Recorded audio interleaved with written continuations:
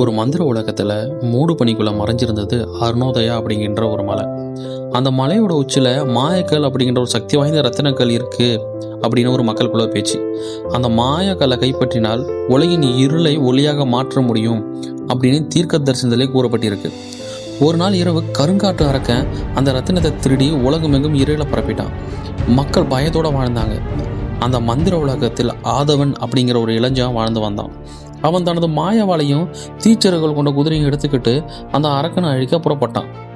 ஆதவன் தீக்காடு, பனிமலை, நிழலாறு அப்படிங்கிற அனைத்து கஷ்டத்தையும் கடந்து அந்த அரக்கனை போரில் எதிர்கொண்டான். போரில் ஆதவன் அந்த ரத்தினத்தை எப்படியோ கைப்பற்றி அதோடைய ஒளி சக்தியை வெளியே கொண்டு வந்துட்டான். அதிலிருந்து வந்த அந்த பிரகாசமான ஒளியினால் அந்த அரக்கன் வெடித்து சாம்பலானான். அதன் பிறகு உலகம் மீண்டும் இருளிலிருந்து ஒளியால் நிரம்பிச்சு.